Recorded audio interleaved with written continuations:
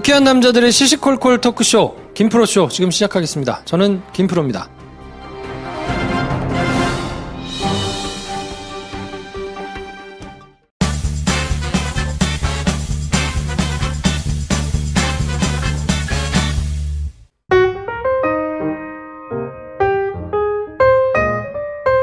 네, 어서 오세요. 안녕하세요. 안녕하세요. 장편 영화를 열심히 준비하고 계신 배준현 감독님 나오셨습니다. 네, 배준현입니다. 네, 그리고 연애지상주의자 한량 김 선생 나오셨습니다. 네, 가을이 다가오고 있네요. 김 선생입니다. 네, 저는 지 마음대로 살고 싶어서 기자 그만두고 영화 준비하고 있는 김프로입니다. 네. 저 때문에 그만두셨다는 듀스 2972님 때문에 마음이 좀 무거울 뻔했는데 그래도 본인이 나름대로 네. 또 힘이 됐다고 하시니까 네, 힘내세요. 네. 안 죽습니다. 네. 추석들 맞아가지고 네. 어떻게 계획이 어떻게 되십니까? 어디 가세요? 저도 고향이 이제 대전이라 잠깐 다녀와야죠. 부모님들이랑. 네. 그거 말고는 특별한 건 없습니다. 네. 일단 저는 가장 확실시 되는 것은 추석 당일 다음날 황대리와 대구 동성로 모 카페에서 또 수다를 떨겠구나. 진짜 네. 항상 만납니까? 연애 거의 때마다? 항상. 언제부터 그렇게 됐냐면 제 동네 친구들이 결혼하기 전에는 잘 못 봤어요. 그러다 이제 걔네가 다 결혼하고 각자 이제 갈 데가 많잖아. 저랑 황대리밖에 안 남았습니다. 연애들 해야 되겠다. 큰일입니다. 여자를 만나, 이것들아. 그 시간에 뭐 하는 거야? 무슨 뭐 멜로 특집이니 뭐니 뭐 맨날 해봐 뭐해. 그 막 신발 사고 이래 막 모자 사고 막 신발 사러 다니고 남자 막 이래. 둘이 막 모자 벌어 다니고 막. 아니 팟캐스트를 하기 전에는 그럴 수도 있죠. 뭐 가끔씩 만나가지고 이제 하는 거니까 매주 보잖아. 매주 오고 매주 영화 얘기하잖아. 무슨 얘기할 게 또 그러니까. 있어요. 연휴에 만날 게? 그러니까 올해 저 만나서 무슨 얘기를 할까 지금 고민이에요. 근데 고민에 만나지 마. 전화 올 거라고 얘가 또 전화 온다. 뭐예요? 그렇습니다. 정말. 저는 정말 진심으로 황대리가 저한테 연락을 안 하길 바랍니다. 그를 위한 말입니다. 네. 네. 근데 연휴가 길잖아요. 네. 길어서 그 황대리도 뭘 해야 되나 막 고민을 하더라고요. 그러면서 열흘이 넘으니까 혼자 있으면 어디 좀 양해를 구하고 어디 갔다 오고 이러면 좋지 않나요? 많이 갈 것 같은데. 해외여행 많이 가죠. 그러니까요. 제 주변에도 많이 가요. 네. 네. 사실 저도 그래서 추석 전까지는 베이징 갔다 오거든요. 추석 전에. 네. 베이징이고 뭐고 돌이켜보니 외국에 비행기 타고 나갔다 온 게 이제 10년 차인 것 같아요. 진짜 오랜만에 나가요. 진짜 오랜만에. 오래됐다. 네, 그래서 약간 특히나 베이징은 영어가 안 통하지 않아요? 김 선생? 국경을 왜 가는데요? 베이징에 뭐 누굴 만나러 갔죠. 여자야? 여기까지. 아, 네. 축하. 그 괜찮지. 근데 국경 가서 황대리 만나는 거 아니야? 야, 황대리가 쫓아올까봐. 네. 설렘이 있겠네. 네. 여자를 만나러 베이징에 가는 요 느낌은. 근데 몰라 또 채무 관계 여성일 수도 있어요. 네. 아니, 뭐, 어쨌든 여성이라는 게 중요하지. 그쵸. 거기 일하는 친구가 있어가지고, 뭐. 겸사겸사 놀러를 가요. 영어 좋은데 가면 다 통해요. 아니라는 것 같던데. 별로 안 좋은 데 가나 보지. 그러니까 거기가 이제 영화, 뭐, 로케 뭐 이런 데 지금 일하고 있는 데라가지고, 외진데, 이런 데 주로 이제 돌아다니고 있어서. 영어 안 통하지. 네. 거기 뭐 영어는 무슨. 거긴 중국어도 안 통해. 그래. 중국어 표준화하면 못 알아들어. 그러니까, 그런다더라고요. 그래서 참 걱정이 이만저만 아니에요. 몇 박 며칠 가는데요? 3일? 야, 추석 좋겠다. 전까지? 네. 그래서 추석 당일날은 이제 고향에 가고, 고향에 갔다가 올라와야죠. 야, 좋겠다. 좀 부럽다. 나도 북경 가고 싶다. 표가 근데 미리 안 사놓으면 좀 비싼가? 없겠죠. 지금은, 없죠. 네, 지금은 그렇구나. 없죠. 지금 네. 없죠. 왕진 가서 노래방 가고 이런 거 하지 말고. 왕징에 이름을 왕징. 붙이면 한인타운 아니에요? 그렇지. 거기 노래방. 락 발라드 불러야 되잖아, 또. 야, 왕징에서 저 그때 이제 베이징 올림픽 때문에 출장 갔다가 네. 베이징은 저는 그때밖에 안 가봤거든요. 왕징에서 술을 먹었네? 이제 다 모여가지고 선배들이랑. 와, 가짜 양주 먹어가지고 대가리 뽀개져. 진짜 죽을 뻔했어요. 그 다음날. 진짜 힘들겠다. 근데 거기는 면세점에서 파는 것도 가짜라고 막 그래가지고. 근데 요즘은 안 그럴 거야. 면세는 이제 그렇게는 안 할 거고. 그렇진 않겠죠. 근데 하여튼 가짜 먹어 죽을 뻔했어요, 진짜. 그때. 와, 정말 힘들겠다. 가짜 양주를 먹었다더니 대충 어디서 먹었는지 알 것 같네요. 아는 집이야. 아는 진짜로 집이야? 그랬거든. 그 대단하다. 술을 정말 저는 모르니까 네. 그때만 해도 이제 기자 뭐 한 지 얼마 안 돼가지고 네. 저희 이제 또 술을 정말 좋아하고 많이 먹는 선배가 있었거든요. 그거 보고 이건 진짜라고. 이건 진짜네. 이건 진짜네. 정말. 야. 한옥 들이켜보면 향이 달라. 그 다음 날 정말 죽을 뻔했어요. 네, 그럼요. 정말 대단하다. 조심해야 돼. 점점 걱정이 밀려온다. 양주는 먹지 마. 그래. 자, 그래서 오늘 오빠 생각의 주인공은 32세 여성분인데요. 네. 야, 이거 바람직합니다. 네, 그럼요. 20대, 30대. 그렇죠. 네. 저희가 오빠잖아. 30대 후반만 가도 약간 조금 부담스럽거든요. 힘들지. 저희가 그쵸. 오빠라고 하고 꼰대질을 하기가 그러니까 그래. 조금 그래요. 네. 부담스러워요. 아무것도 모르는 어린애한테 막 말하기 편한 거지. 뭐. 조금만 똑똑한 사람들에겐. 네. 그렇죠. 자, 그래서 오늘 오빠 생각 김 선생께서 소개를 해주시겠습니다. 읽어보겠습니다. 프리랜서로 일하다가 작년 봄 선배의 소개로 역시 같은 과 선배가 하시는 작은 회사에서 일하게 되었어요. 작지만 조건도 괜찮고 일도 마음에 들어서 회사 생활을 시작했습니다. 대학 땐 마주할 수 없었던 고학번 선배셔서 과 선배라는 친밀감은 전혀 없었어요. 선배도 그다지 살갑거나 다정한 분은 아니셨고요. 1년 반의 시간 동안 있었던 일들을 다 이야기할 자신이 없네요. 다만 선배와 하루 대부분의 시간을 같이 일하고 거의 매일 두 끼의 밥을 같이 먹고 술을 마시고 살아온 시간들을 얘기하고 그렇게 1년 반이 지났습니다. 선배가 누구보다 다정하고 좋은 사람이란 걸 알게 된 거죠. 이야기를 하고 시간을 보내며 더 편안해졌습니다. 제 고민은 선배와 더 이상 가까워지지 못하고 있다는 거예요. 저보다 11살 많은 선배는 4년 전 이혼을 하고 혼자 아이 둘을 키우며 살고 있습니다. 글쎄요, 혼자 아이 둘을 키우는 유부남을 좋아한다는데 얼마나 뻔한 반응들일지 잘 알지만 참 좋은 분이고 또 제가 참 많이 좋아합니다. 지금 잠깐 콩깍지가 신 거라고 너무 비현실적인 거라고는 하지 말아주세요. 그런 말은 선배에게 충분히 들었습니다. 어떻게 하면 선배를 설득할 수 있을까요? 네. 네. 11살 많으면 43인 거네요, 남편이. 그렇죠. 네. 아이 둘 있고. 네. 네. 야. 요거 마음이 힘드시겠다. 네. 근데 뭐 하지 말라고 할 거는 아니고 좋으면 그럼요. 주변 사람들은 말릴 수 있겠는데 네.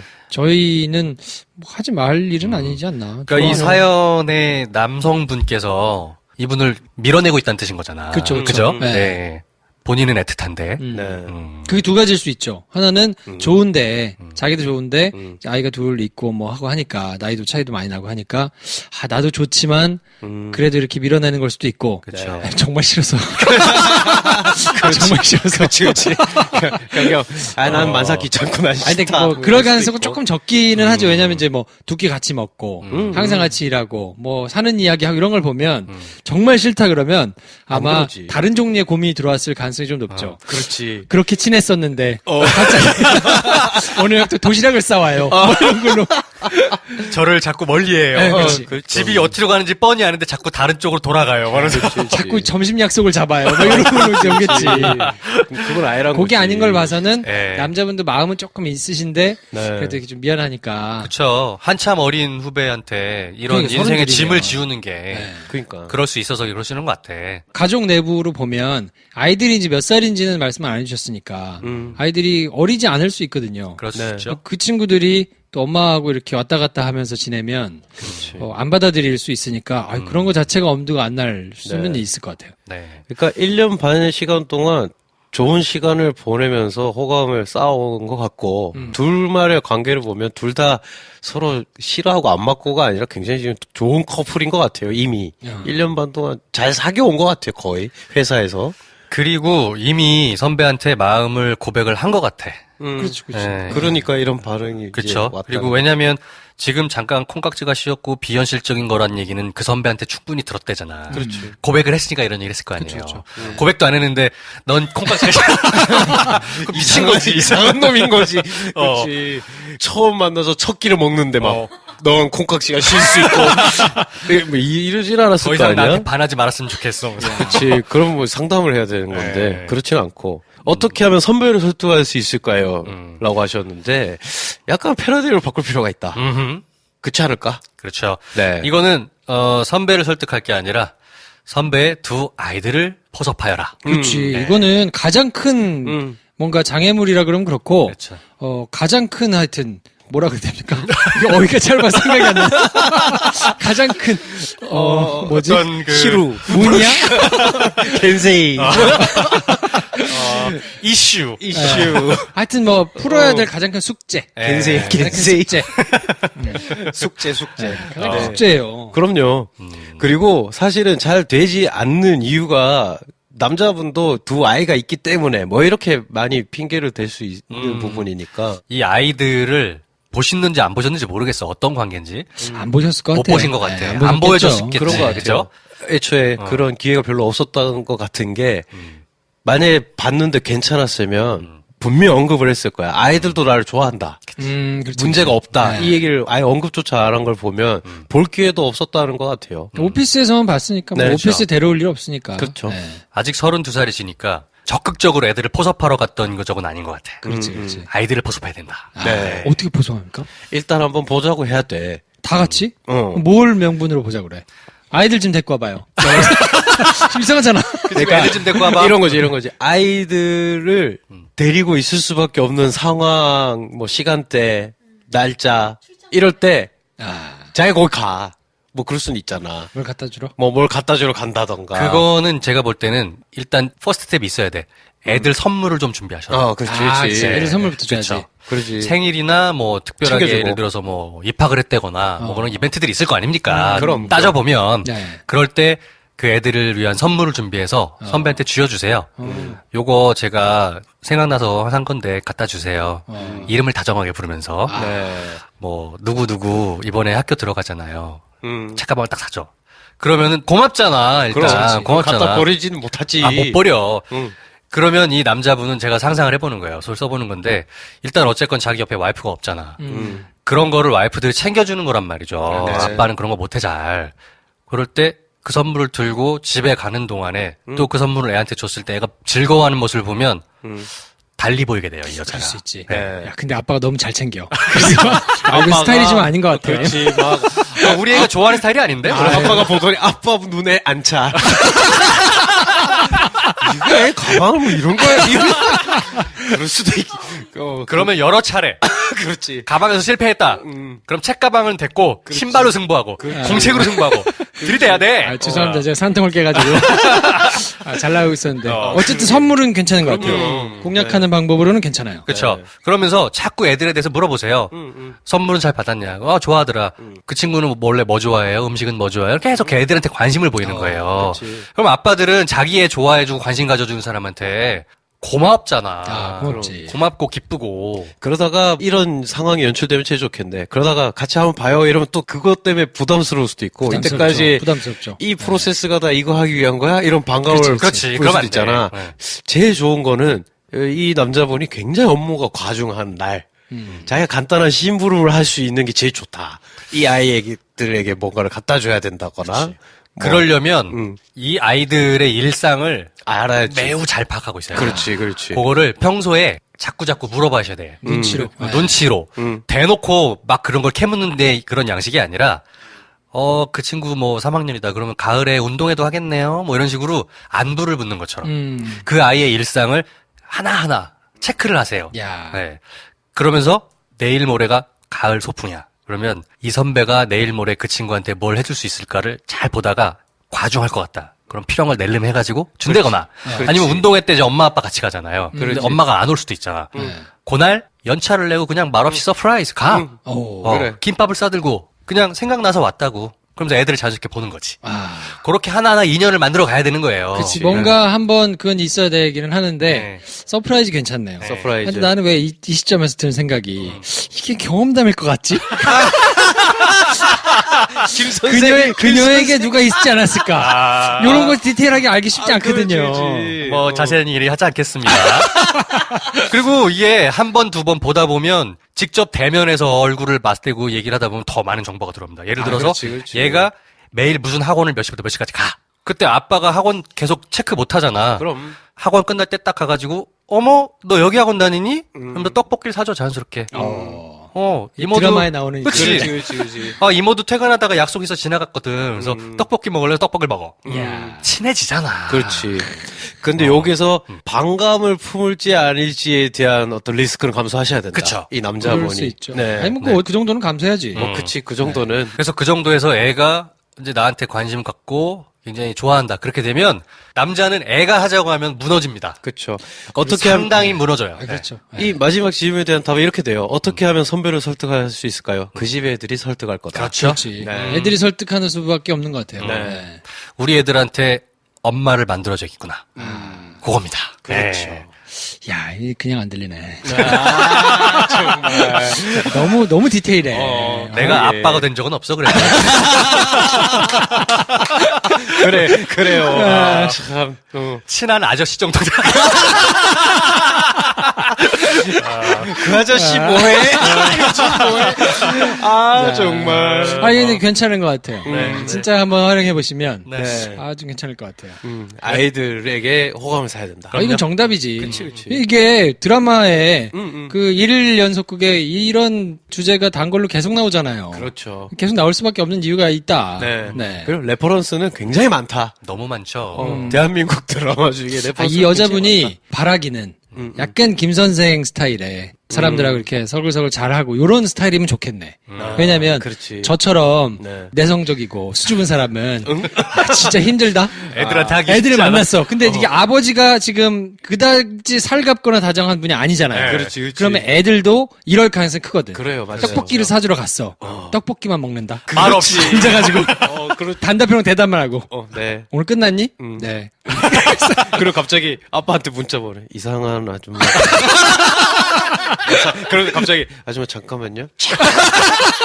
이분이요. 막 이러면서 살짝 보내고 막. 끝나고 안녕히 가세요. 그리고 그렇지. 야, 그러면 안 하면 못할 수도 있는데 그럼 죄악이지. 야, 그러지는 않았으면 좋겠네. 거기에 좌절하시면 안 돼. 그래. 네. 저도 계속 해야 하면 안 돼. 돼요. 계속 해야 돼. 왜냐면 애들은 재밌는 걸 가장 좋아하거든. 네. 애들을 재밌게 하는 거는 어른의 특권이자 능력이에요. 그럼요. 아이를 재밌게 해주면 된다. 네. 자, NT 라이브 추석 때 배 감독처럼 할 일 없는 분들 혹시 서울에 계시다면 프랑켄슈타인, 헤다가블러, 워호스 이렇게 세 편을 저희가 티켓도 드리고요. 또 티켓 혹시 못 받으시면 괜찮으니까 한번 챙겨가지고 가보시면 좋을 것 같거든요. 네. 네. 남산의 국립극장에서 하는데 남산이 요즘 가을이잖아요. 다 괜찮습니다. 그러네. 아, 그러네. 네, 국립극장 그러네. 주변에서 남산타워 한번 올라갔다 쭉 둘러보시고 그렇지. 내려와서 공연 보고 끝내줘요. 남산 돈가스 먹고. 너무 뻔한가? 네. 케이블카 타고. 야, 정말 내가 황대리랑 동성로에서 신발 사러만 안 가면 내가 너무 가고 싶네. 국립극장 갔더니 황대리랑 가 있는 거 아니야? 네, 여러분 기대해주세요. 네. 하여튼 많이 신청해 주시고 많이 찾아가 주시면 좋겠습니다. NT 라이브입니다. 김프로쇼.com에서 신청하시면 됩니다. 네, 그렇죠. 지난 시간에 저희가 설명해 드렸는데 김프로쇼.com 치고 들어오시면 네이버 블로그하고 저희가 연계를 해놨거든요. 조금 더 시간 지나고 저희가 체계를 갖추고 하면 그게 어느 순간 홈페이지로 바뀌는 날도 오겠지. 그렇죠. 네, 지금 당장은 여력이 없어가지고 저희가 하여튼 거기다 모아놨으니까 영화, 책, 공연 뭐 이런 거 하여튼 거기 가면 다 있습니다. 우리 여름 작가님께서 곱게 단장해 주실 겁니다. 네. 블로그를. 네. 이렇게 또 일 하나 던졌어. 방금 지금 표정이 파업한다, 뭐야, 파업. 이 씨발. 그래요. 여러분 블로그가 잘 돌아가면 다 여름 작가님 탓이에요. 기대 많이 해주세요. 네. 자, 선물 폭탄 코너. 네, 오늘도 어김없이 폭탄 드립니다. 오늘의 사연 주인공 술친구 한 박스 드리는데 이걸 애들한테 주면 안 된다. 요거는 네. 그렇죠. 요거는 본인이 드시면 좋겠습니다. 오빠하고 같이 쓰십시오. 네. 얘들아 학원 다니느라고 피곤하지? 술친구. 요거 한 포 탁 털어 넣어. 그러면 안 됩니다. 안 됩니다. 자, 김프로쇼 도와주시는 분들입니다. 친구 상쾌한 아침을 위한 굼벵이 파워 추석 선물 세트가 나왔습니다. 아주 예쁜 포장으로 나왔으니까 그 약주 좋아하시는 분들이 혹시 집안에 계시면 요거 선물로 가져가면 센스가 괜찮다고 인정받을 수 있거든요. 그렇죠. 효과 괜찮으니까 많이들 애용해 주시면 좋겠습니다. 마이보험 체크입니다. 내가 가입한 보험 또는 가입할 보험, 나에게 필요한 보험들 전문적인 우리 상담사들에게 상담하시고 혹시 가입한 보험 중에 부족하거나 과한 거 있으면 교정받으시고 가입할 부분 있으면 상품 추천도 해주시니까 이용해 보시면 좋을 것 같아요. 좋은 팟캐스트, 선한 팟캐스트 늘 후원해 주셨던 정직한 분들입니다. 아토피로 고생하는 아이들을 위해서 아빠가 직접 만든 순한 보습크림. 뭐라고요? 아이스크림 크림! 네. 네. 20가지 유해 성분 없으니까 많이들 사용해 보시면 좋겠고 마이보험 체크 아이스크림 크림 사용하신 거 인증을 올려주시면 제가 막 무작위로 막 뽑아가지고 MX관이든지 뭐 하여튼 보내드릴게요. 네, 가실 수 있는 건 보내드리겠습니다. 넥서스 영어회화 100일의 기적. 우리 김민식 PD님이 영어 공부하셨던 바로 그 교재지요. 100일의 기적입니다. 여러분 속지 마세요. 영어회화 100일의 기적. 100단어의 기적, 뭐 100화의 기적 이런 거 아닙니다. 네. 저자의 강의로 기본기를 다지고 원어민 음성으로 회화문을 익히는 체계적인 학습 방법이 담긴 영어책입니다. 우리 다 같이 영어 공부 한번 해보자고요. 저희는 광고 듣고 2부에서 찾아뵙겠습니다.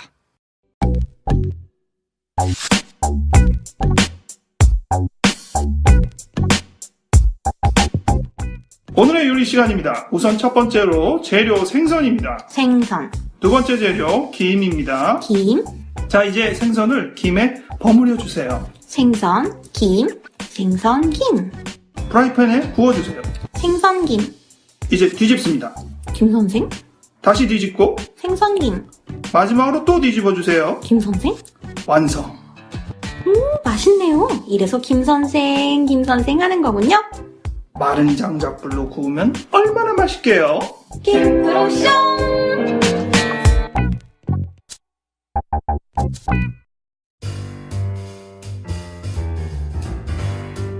자, 김프로쇼 오리지널. 드디어 대단원의 막이 오르는군요. 무슨 영문인가 하실 텐데 지난 9년 동안 MB정부, 박근혜 정부를 지나면서 우리 사회가 너무 엉망으로 망가졌다.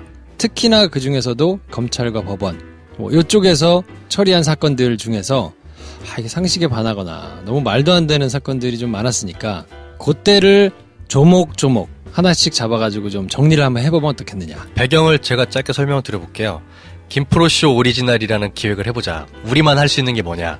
저 사람이 전공 분야가 지난 10년 동안 저거였으니 이명박 박근혜 10년을 지나면서 검찰과 법원, 국정원까지 개입돼서 우리 사회에 굉장히 크고 작은 문제가 많았잖아요. 네. 그걸 국가 권력에 뭔가 문제가 된다 싶은 것들은 길을 쓰고 덮었단 말이죠. 근데 일반인들은 덮었다는 그런 정황 느낌만 있을 뿐 그 실체가 정확히 어떻게 된 건지를 트래킹해서 보거나 이렇게 밝혀진 바가 없잖아요. 네. 지난 10년 동안의 수많은 사건 사고들 중에 대표적으로 국가가 권력을 이용해서 덮어왔던 그런 사건들을 한 편씩 주제를 하나씩 잡아서 우리가 한번 정리해 나가보자. 네. 김프로가 할 수 있는 일이니 우리만 할 수 있지 않겠냐. 그래서 그쵸. 김프로쇼 오리지널이지 않냐.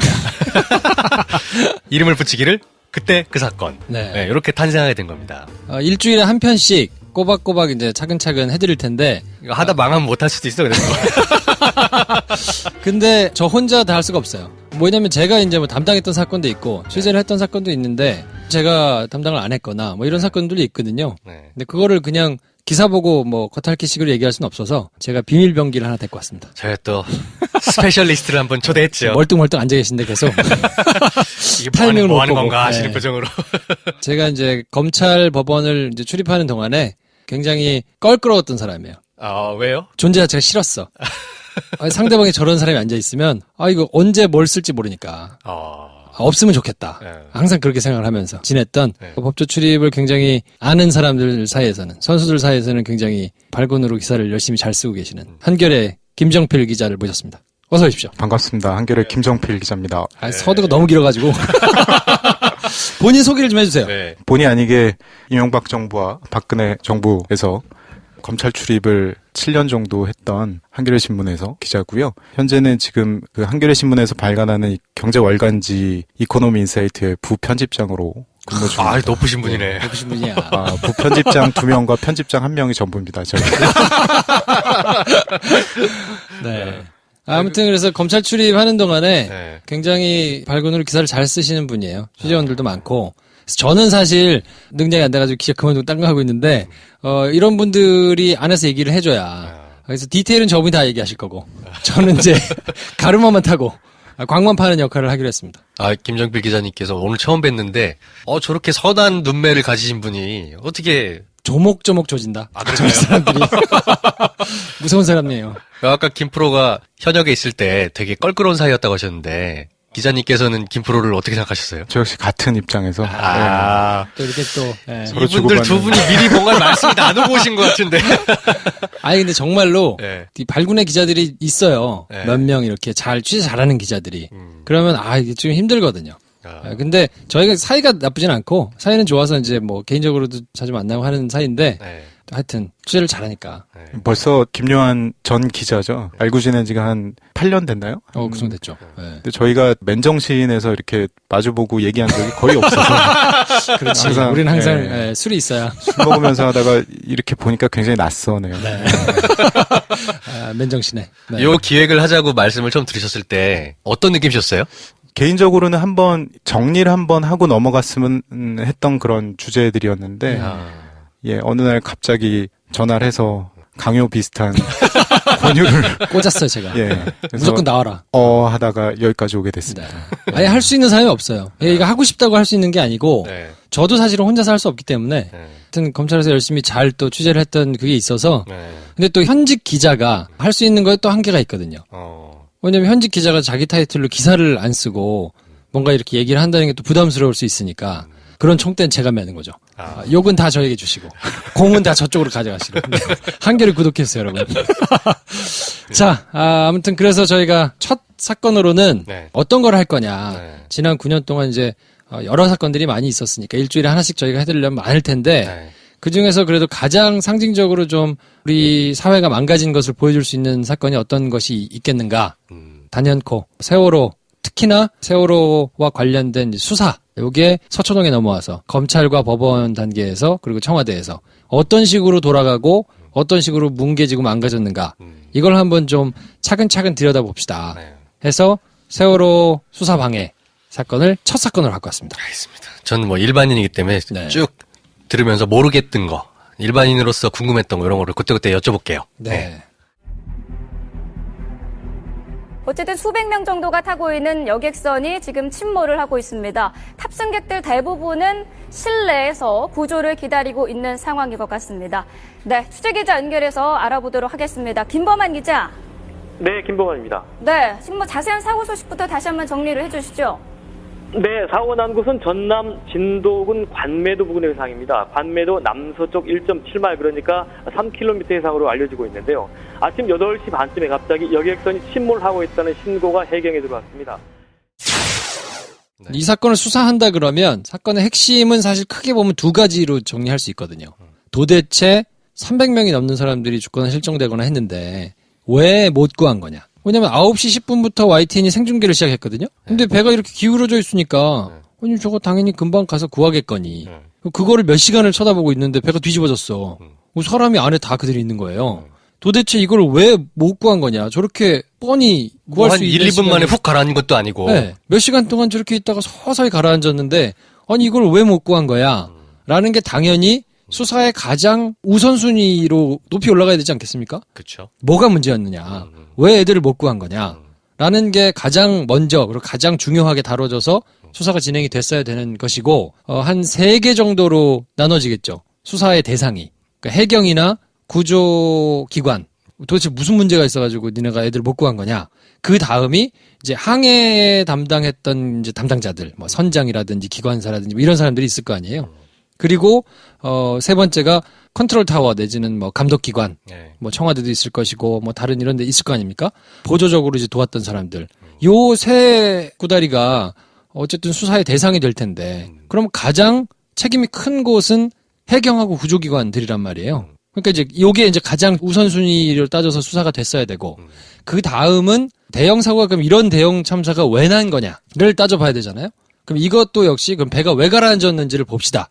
이게 가다가 뭐 운전을 잘못한 건지 배에 뭐 문제가 있었던 건지 배가 고장났던 건지 아니면 뭐 다른 데서 뭐 스크린을 잘못해서 그런 건지 도대체 뭐 날씨 때문에 그런 건지 뭐 있을 거 아닙니까 원인이? 네. 그 원인은 왜 못 구했는지를 살펴보고 그 다음에 어쨌든 다음 순위로 살펴봐야 되는 거잖아요. 그럼 여기도 한 3가지 항해 담당자들이 일단 조종을 한 사람들이니까 직접적으로 가장 이제 수사의 대상자가 될 거고 그 다음은 이제 선박관리 회사가 문제가 있겠죠. 배 관리를 어떻게 한 거냐. 배가 그럼 멀쩡한 거냐, 고장난 거냐, 관리는 잘했냐.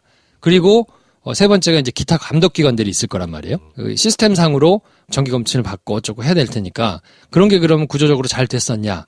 그러면 이제 요 6가지를 나래비를 쭉 세우면 아까 얘기한 대로 해경, 항해 담당자들, 감독기관들, 그 다음에 이제 뭐 선박관리 회사, 기타 관리감독기관 요렇게 해가지고 이제 나래비를 세워서 수사가 돼야 되는데 당연히 수사가 가장 세게 그리고 책임을 가장 크게 물어야 될 뭐 해경이나 구조기관들은 수사를 안 했어요.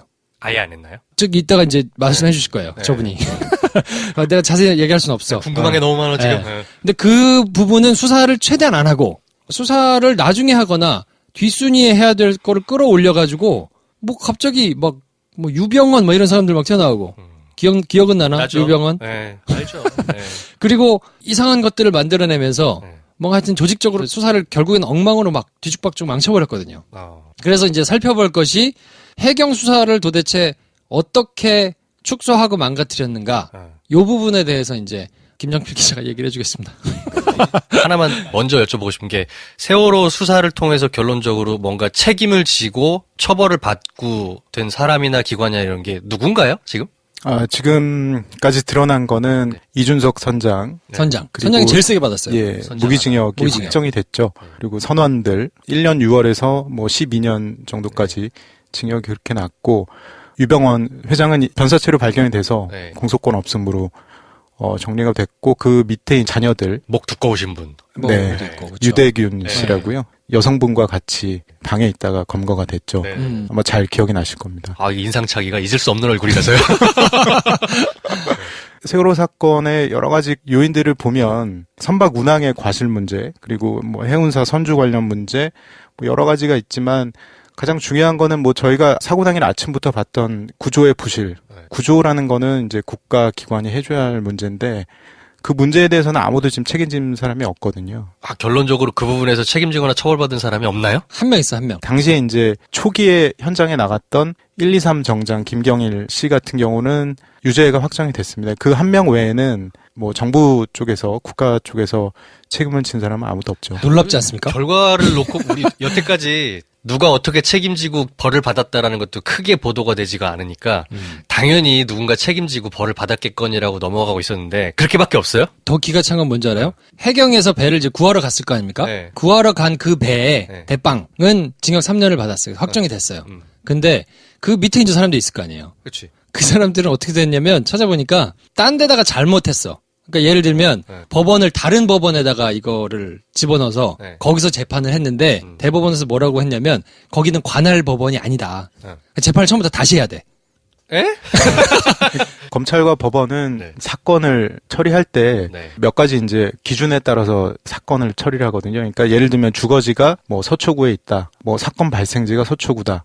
이러면 이제 서울중앙지검에서 뭐 하거나 이러는데, 그러니까 서초경찰서 갔다가 중앙지검 갔다가 그건 이해하지. 관할 법원이라는 게 지역적으로 있는 건 알죠. 네, 그래서 중앙지법에서 이제 판결을 받아서 이렇게 올라가야 되는데 쉽게 얘기하면 내가 서초구 살아요. 그러면 서초경찰서 갔다가 중앙지검에서 받고 중앙지법에서 해가지고 쭉 이제 판결을 받아야 되는데 어디 저기 동부지검 뭐 이런 데서 조사받고 동부지법에서 받아가지고 여긴 네 관할이 아니잖아. 그 재판 다시 받아야 돼. 라고 판결이 났어. 그러니까 이거를 처음부터 다시 해야 돼요. 지금 그 상황이에요? 그 상황이에요. 그래서 그 밑에 사람들은 지금 아무도 처벌 안 받았어. 와. 쇼킹하지 않습니까? 엄청난데? 야. 123 정장 김경일 씨 같은 경우도 거의 억지로 수사해서 기소를 할 수 있었거든요. 구속영장 청구하려는 거를 법무부에서 계속 보류시키고 이렇게 해서 마지막에 정말 억지로 해서 한 게 그 한 명입니다. 그 부분에 대해서는 좀 이따가 차분히 설명을 해드리겠습니다. 저 이제 제가 여쭤보고 싶은 거 일단 여쭤봤어요. 설명을 들어야 되겠다. 이건 너무 뭐랄까 거대하네. 그러니까 300명이 넘게 죽었단 말이에요. 300명이 넘게 죽었으면 구조를 할 책임이 공무원단체는 있잖아요. 근데 가서 구조를 제대로 못했단 말이에요. 그러면 경중을 따져서 업무를 하는 동안에 실수로 사람을 죽게 한 거니까 그게 이제 어려운 말로 하면 업무상 과실치사예요. 그래서 그걸 적용을 해야 되는데 아예 그걸 적용하지 말라고 그랬어. 아니 야 소방관이 불 끌어갔다가 불 못 껐다고 그게 소방관 잘못이야? 라는 논리를 들이대면서 하지마. 업무상 과실치사 적용하지마. 그래서 그거를 적용하려고 수사팀하고 그렇게 난리법석을 떨고 싸우고 난리를 치고 아니 300명이 죽었는데 제대로 못 구했으면 그리고 그 과정에서 잘못한 게 있으면 처벌 받아야지. 그러면 구속도 돼야지. 왜냐면 나중에 얘기하겠지만 그냥 정말 열심히 구조를 했다면 실수로 사람을 한 거니까 참작이 될 텐데 그 과정에서 미진한 게 너무 많았거든요. 그리고 뻘짓을 많이 했어. 구조를 열심히 해야 될 판에 딴짓하느라고 구조를 못한 것들이 드러났거든요. 그럼 이런 경우는 구속이 돼야 돼요. 구속영장을 치겠다고 했는데 구속영장을 못 치게 했어. 그래가지고 결국은 불구속으로 재판받았어요. 일단은 이 사건을 이해하려면 크게 이제 수사의 주체가 두 군데였습니다. 세월호가 바다에 가라앉은 날이 2014년 4월 16일이었고 그 당일날 다다음날 뭐 굉장히 우왕좌왕하는 그런 시간이어서 수사팀 구성도 4월 17일 다음날 목포지청에서 해경과 이제 검찰이 같이 합동 수사본부를 꾸립니다. 이게 이제 이 수사본부가 했던 게 사고 원인에 대한 수사를 했고요. 네. 과연 사고가 왜 일어났는가? 그 사고 원인에 대한 수사를 하다 보니까 그 해경의 구조, 부실 구조 문제가 이제 불거지면서 이 부분에 대한 수사를 해야 된다는 여론이 이제 비등해지니까 수사팀 구성을 해야 되는데 이 합동수사본부에서는 할 수가 없는 게 그 수사 대상인 해경이 수사 주체다 보니까 그래서 이제 별도로 광주지검에서 수사팀을 구성을 합니다. 이제 이게 바로 이제 구조의 과실 문제. 크게 이제 수사 주체는 두 개로 나눠지고요. 시기는 조금 다릅니다. 그렇게 해서 이제 수사에 들어가는데 사고 원인에 대한 부분은 계속 진행이 되다가 가장 문제가 됐던 게 아까 이제 김프로께서 말씀하셨던 이제 업무상 과실치사 이 부분에 대해서 광주지검 수사팀이 123 정장이죠. 김경일 씨에 대해서 구속영장 청구를 하겠다라고 7월 초에 대검에다가 20장짜리 보고서를 올립니다. 이 얘기는 뭐냐면은 123 정장이 마땅히 해야 할 그 업무상 구조의 의무를 저버리고 안 함으로써 세월호에 있는 승객들이 304명이죠. 그 죽었다라는 그 이제 범죄 구성의 논리가 이제 그런 건데요. 그 후부터 이제 대검과 법무부에서 계속 보류를 시킵니다. 구속영장 청구를 하겠다고 광주지검 수사팀이 보고를 했는데 위에서는 계속 다시 보완해라. 근데 예전 같으면은 뭐 험한 시절에는 밑에서 뭐 하겠다고 하는데 위에서 마음에 안 들면은 뭐 욕 한번 하고 뭐 하지 마라 이랬겠는데 요즘 같은 경우는 그러면 이제 문제가 되니까 굉장히 세련되게 하는 거죠. 계속 보고하겠다고 올라오면 조금 더 보완해라. 이거를 3개월을 했습니다. 3개월을 계속 보완하다가 결국에는 나중에는 수사팀에서 구속영장은 청구하지 않을 테니까 업무상 과실치사로 기소하게 해달라 해가지고 10월 초에 이제 기소를 하게 됩니다. 구속 수사 자체를 3개월 딜레이시켰다. 그리고 결국에는 못하고 그냥 기소만. 그렇죠. 이렇게 된 거네요. 네네. 구속을 하면 막 잡혀가고 네. 카메라에 나오고 할 거 아니에요. 네. 싫은 거예요. 그러니까 그냥 뭉개고 있었던 거예요. 계속 뭉개다가 그러니까 수사팀에서도 수사는 해야 되겠고 그러면 우리가 구속은 안 시킬 테니까 업무상 과실치사는 맞잖소. 이거는 해서 재판을 넘기게 좀 해주시오라고 해서 그게 스리슬쩍 한 3개월 지나서 나중에 됐다는 얘기인 거죠. 그걸 법무부에서 계속 보완해라 이렇게 됐다는 거죠. 그래서 이제 그 언론 보도에 나왔던 것들이 이제 당시에 황교안 법무부 장관이 밑에 이제 뭐 검찰국장이나 대검 쪽을 통해서 광주지검 수사팀에 계속 그 부분을 좀 홀드시키게 요구를 했다라는 보도도 있었죠. 그러니까 해경 수사 부분은 쉽게 얘기하면 프로세스를 보면 해경이 잘못했는지를 봐야 되잖아요. 그렇죠. 그러면 이제 어떻게 하냐면 보통 자료를 다 털어야 되잖아. 그 뭐가 있었는지 분 단위로 다 초 단위로 다 봐야 되니까 압수수색해야지. 싹 다 털어와. 그래서 그걸 갖다 놓고 하나하나 규정하고 다 대비를 해보는 거예요. 매뉴얼상 어떻게 해야 되는데 제대로 했는가. 그리고 얘가 어디 있었어. 어디 있어서 무슨 일을 했어. 너 이 시간에 제대로 한 게 맞아? 출동해야 될 배는 헬기는 제대로 띄웠어? 가져가가지고 제대로 구했어? 뭐 이런 걸 이제 다 봐야 되잖아요. 네. 그걸 쭉 보고 난 다음에 규정하고 비교해서 적절했는지를 판단을 하고 근데 그 판단을 해보니 부적절한 거예요. 왜 부적절한 건지는 얘기해 주실 텐데 네. 부적절하다고 판단해서 구속해야 되겠습니다. 이거는 잘못한 게 맞네요. 그랬더니 가만 있어봐. 검토 좀 더 해봐. 뭐 보강 좀 해봐. 뭐 이러면서 이제 보고를 안 받고 계속 이렇게 미루고 있다가 밑에서는 눈치를 챈 거죠. 그럼 구속은 안 시킬 테니까 얘는 잘못한 게 맞거든요. 그러니까 업무상 과실치사 적용하게 해주세요. 그것도 옥신각신하다가 겨우 해경 123 정장, 그러니까 최고 책임자 한 명만 그렇게 하고 나머지는 어쨌든 지금 뭐 재판도 지금 다 못 받고 다시 받아야 되는 상황인데 압수수색 단계에서부터 압수수색을 못하게 일단 방해를 하고. 자, 이게 일단 너무 큰 사건이니까 그러면 크게 나무를 하나 그려놓고 네. 그 나무의 디테일은 저희가 그렸던 그 나무 중에 이 부분 기억하시죠? 이렇게 들어가는 걸 해보죠. 예. 네. 그래서 어쨌든 압수수색을 이렇게 망가뜨리고 네. 그 뒤에 쭉 조치한 내용들을 보고 검토해가지고 적절했는지를 이제 봤는데 부적절했던 거예요. 근데 왜 부적절했느냐? 네. 그걸 설명해 주시겠습니다. 123 정장은 굉장히 중요한 의미를 갖는데요. 이 김경일 씨가 문제가 됐던 그러니까 업무상 과실치사의 범죄가 성립이 되는 검찰의 논리는 뭐였냐면 김경일 씨가 세월호가 이제 침몰하고 거의 가장 처음에 이제 123 정을 끌고 나갔습니다. 현장으로.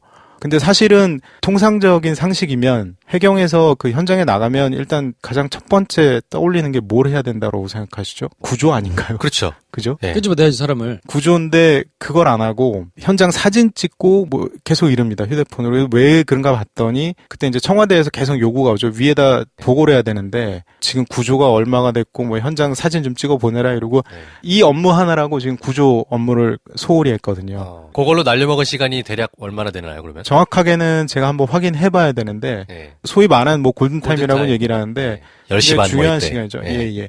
사실은 1, 2, 3 정장이 문제가 죄가 되면 당시에 이제 1, 2, 3 정장이 제 업무를 하지 못하게 했던 청와대 관계자 뭐 이런 분들이 어떻게 보면 다 연결이 돼서 죄가 성립될 수 있는 여지가 있기 때문에 그래서 이제 이 김경일 씨에 대해서 청와대와 뭐 법무부가 이제 수사를 제대로 하지 못하게 했던 거죠. 그러니까 수사를 시작하고 보니까 구조를 하기 싫어서 안 한 게 아니고 개인적으로 능력이 딸려서 못한 게 아니고 누가 자꾸 뭘 시키는 거야.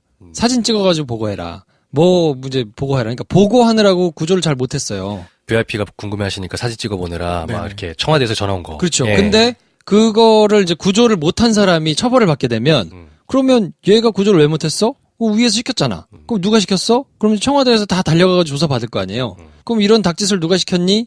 그 대통령은 뭐 했니? 뭐 이런 걸 다 까지면 곤란해질 거 아닙니까? 그렇죠. 그러니까 어쨌든 얘를 중하게 처벌을 안 받게 만들어야 되는 상황인 거죠. 아무튼 그래서 지금 123정, 배 이름이에요. 123정. 네. 정장만 업무상 과실치사가 어렵사리 적용이 돼서 그걸로 이제 어쨌든 징역 3년, 이것도 1심에서는 징역 4년이 나왔었는데 2심에서 또 깎아줬어. 1년을. 그래서 징역 3년이 확정이 돼가지고 이 사람만 처벌을 받았고 나머지 그 밑에서 같이 구조 작업을 하다가 조금 문제가 있다고 그래가지고 재판을 받은 사람들은 관할지가 잘못됐다고 그래가지고 재판을 처음부터 다시 받아야 되는 상황이에요. 그래서 우선순위에서 보면 왜 못 구했느냐를 놓고 처벌을 받아야 될 사람 중에서는 해경이 이렇게 빠져나가고 그 밑에 항해 담당자들은 세게 처벌을 받았어요. 선장 및 그리고 선원들. 이제 그렇죠. 욕도 굉장히 많이 먹고 물론 잘못한 게 맞는데 그렇죠. 이 사람들하고 비슷하거나 이 사람들보다 어찌 보면 책임이 더 있는 해경은 그냥 소리 소문 없이 사라지고 이 사람들한테 굉장히 심한 여론의 비난과 뭐 언론의 집중 포화와 빤스만 입고 도망갔다는 것부터 시작해가지고 너무 많이 봤잖아요. 그 어쨌든 그 사람들은 무기징역이 나왔어요. 물론 본인이 이제 배를 몰다가 그 아이들을 못 구한 책임이 있으니까 당연히 그래야 되는데 그러면 못 구한 거에 최종 책임이 있는 정부 관계자는 3년만 받으면 되는 것이냐. 이게 하여튼 생각을 좀 해볼 문제이기도 하고 그리고 그 나머지 이제 뭐 컨트롤 타워가 아니라고 그랬잖아요. 청와대는. 뭐 감독기관 이런데도 처벌받은 사람은 없죠? 없습니다. 아무도 없나요? 아무도 없어요. 그 관련해서는 검찰이나 뭐 정부 쪽에서도 이제 설명하는 부분은 현장에 있는 구조에 책임이 있는 사람과 그 사람의 이제 상급자, 이제 지휘자죠. 소위 이제 사무실에서 이제 지휘하고 그 사람들에 대한 그 처벌이 좀 다른 판례들이 좀 있습니다. 이런 사례 자체가 워낙 드무니까 해외 뭐 일본이나 이런 데서 사례를 좀 찾았는데 실제 뭐 일본에서 무슨 다리가 무너지고 이럴 때 현장에 있는 소방관이었나요? 뭐 이분은 처벌을 받았는데 이제 본부에 있던 상급자는 이제 처벌받지 않은 그런 판례들이 좀 있었고 그런 이유 때문에 이제 현장에 있는 김경일 씨만 처벌했다 뭐 이런 얘기를 하곤 합니다. 그러면 1, 2, 3 정장 김경일 씨의 상급자들이 많겠지만 어쨌건 상급자들은 책임지고 뭐 사직을 하거나 징계를 받거나 내부적으로 법적 징계는 아니더라도 뭐 그런 케이스들은 있나요? 그 당시에 책임을 지겠다. 뭐 대통령께서 당시에 뭐 해경 없앤다고 해경을 없애버렸지. 근데 그 해경청장도 그렇고 그 나중에 이제 그 조사위에서 조사를 할 때 억울하다는 그런 입장을 넘어서 굉장히 좀 너무 당당한 모습 보이고 이래가지고 그때 좀 비난도 받곤 했죠. 그러니까 이분들은 그 부분에 대해서는 굉장히 좀 떳떳해하시는 그런 태도였던 것 같아요. 지금 모르겠습니다, 제가.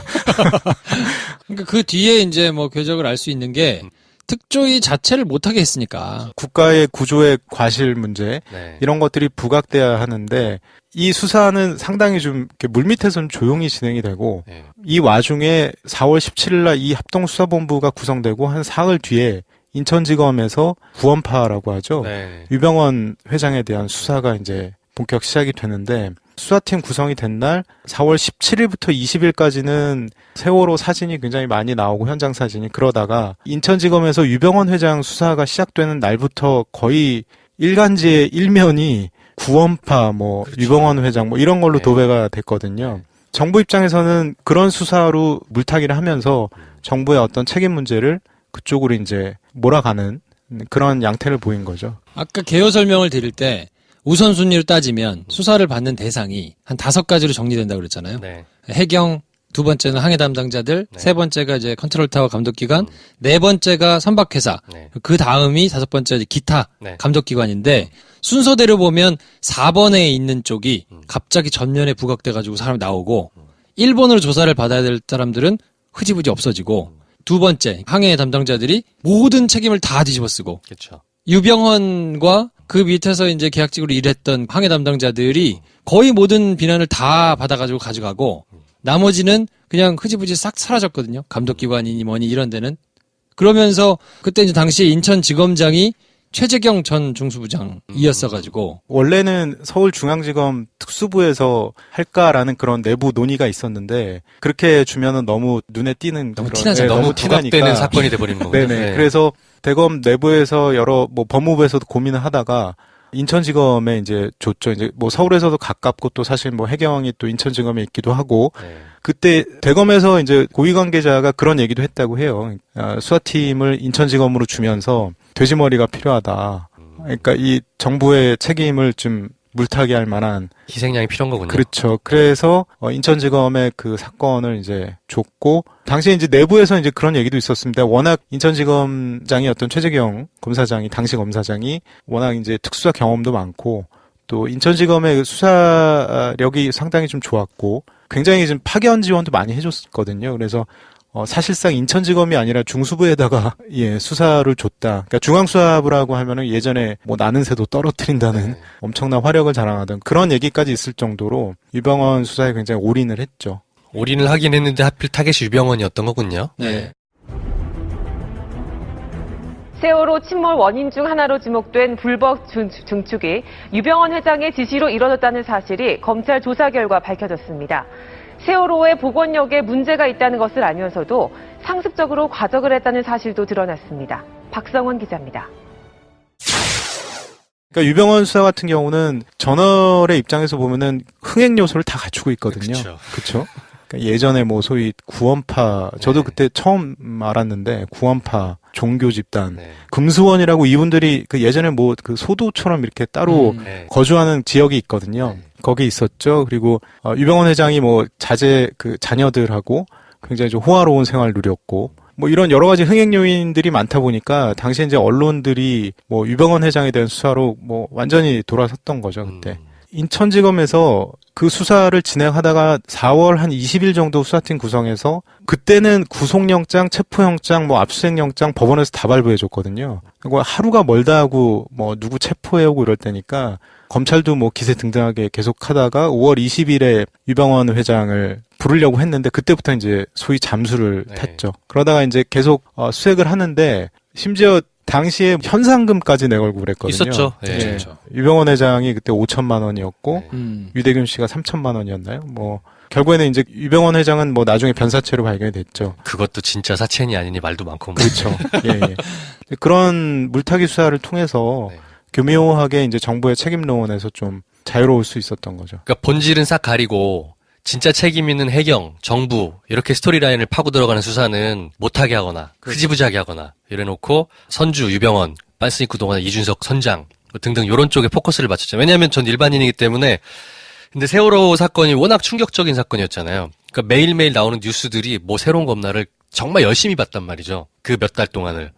계속 그런 얘기인 거예요. 물론 말씀하신 것처럼 흥행 요소는 있었어요. 저게 좀 저러고 있을 일인가 싶었거든요. 모든 언론에서 그렇게 아이템이 나오도록 강요를 한 건 아니지만 네. 은근히 그렇게 군부를 짚으면서 유도를 한 면이 있고 네.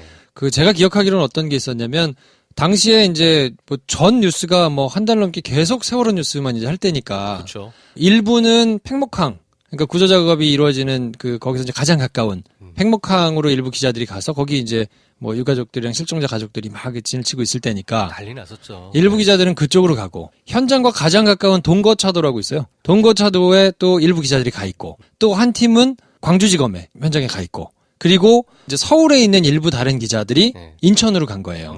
그래서 이제 서울에 뭐 서초동에 있을 필요가 없잖아요. 거기서는 뭐 없으니까. 그래서 인천지검에 갔는데 인천지검에는 기자들이 상주하는 공간이 없거든요. 그러니까 이 특수수사를 오래 하고 기자들을 오래 상대해본 최재경 전 중수부장, 당시 이제 인천지검장이 센스가 있잖아요. 그러니까 뭘 했냐면 검사실을 뺐어. 하나 터가지고 기자실 만들어줬구나. 검사실을 싹 빼가지고 네. 거기다가 기자들을 다 넣고 네. 기자들을 거기서 묵게 했어요. 그리고 출입증도 다 바꿔가지고 들어가게 해주고. 네. 그러니까 한 층에 올라가면 검사실이 기자실이야. 근데 보통은 그런 생각을 잘 못하거든요. 그래서 이제 바깥에서 보통 천막 치고 앉아있거나 민원실에 앉아있거나 이러면서 이제 기사들을 쓰는데 네. 굉장히 대접을 해줬어요. 건사실 하나 비워가지고 다 의자도 마련해주고 책상도 마련해주고 랜선 다 뽑아주고. 그러니까 거기 올라가가지고 기사를 계속 쓰니까 이 사람들은 지인 차려졌으니까 뭘 쓰긴 써야 되잖아요. 굉장히 충실하게 잘 받아가지고 기사를 쓸 수밖에 없도록 강요는 안 하지만 은근히 그런 이제 편집사를 다 마련해주면서 네. 거기서 이제 뭔가 계속 기사가 나오면 계속 그 이제 경쟁을 하게 되는 거죠. 저기 제가 이해한 걸 얘기해 볼게요. 그러면 정리를 해보면 그 포스트가 3개인데 하나는 인천지검, 거기는 주로 유병헌. 그렇죠. 그쵸? 유병헌만 했죠. 그리고 광주지검, 거기는 해경. 예. 근데 지지부진해. 협조를 안 해줘. 위에서 수사를 그렇죠. 방해. 못해요. 네, 수사를 예. 막고 있는 네. 거죠. 그러니까 기사가 나올 게 없지. 네. 그리고 또 하나가 합동수사본부. 거기는 배가 왜 침몰했는가를 조사하는 본부셨잖아요. 네. 말씀하신 게. 맞습니다. 여기도 시간이 걸리지.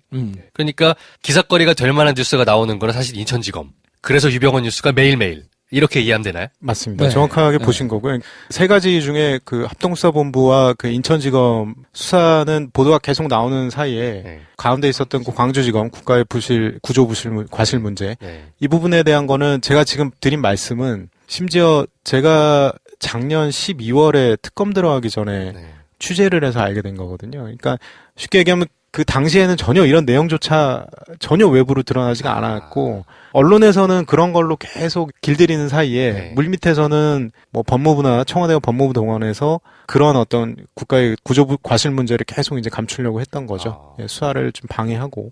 당시에는 그런 조직적인 국가적인 은폐나 방해가 있었다는 사실 기자님도 모르셨던. 그때는 이런 내용 자체가 알려지지 않았어요. 왜냐면은 내부 커뮤니케이션에 관한 문제라서 네, 그러니까 사실은 뭐 일반론적으로 말씀드리면은 검사들이 수사할 때는 수사의 뭐 밀행성, 그러니까 수사 내용이라는 거는 피의 사실이라서 네.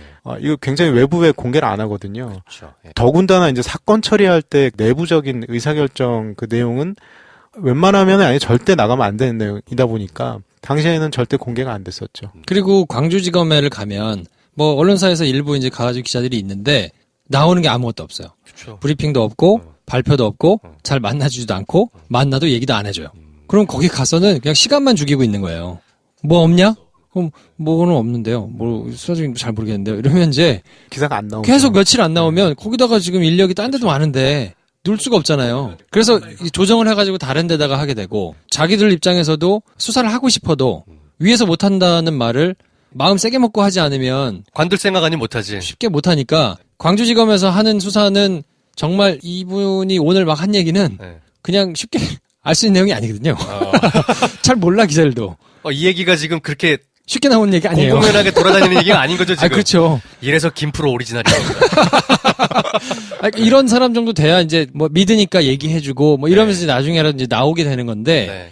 그때 당시에도 아주 검찰을 내밀하게 잘 취재할 수 있는 사람이나 언뜻 들을 수 있는 얘기고 네. 나머지는 다 브리핑을 해줘요. 매일 수사 상황이 어떻게 되는지, 유병헌 누구를 잡아왔는지, 어디를 들어갔는지, 뭐 그래서 이제 같이 막 집행하러 가면 막 카메라 기자 달고 가기도 하고. 그러니까 당연히 금수원 이런 데서 막 뭐 치고 막 뭐 김기춘 몰라가라 어쩌고 하는 거는 우리가 남이가 김기춘 뭐 이런 거 네. 있고 그런 거는 뭐 이제 압수수색을 들어가네 마네 이런 거는 중계식으로 계속 보도가 되고. 네. 김엄마가 있니 없니 모르고 막. 그렇죠. 그 또 한 달 넘게 계속 이런 게 이제 반복이 되면 네. 마음도 안 좋죠.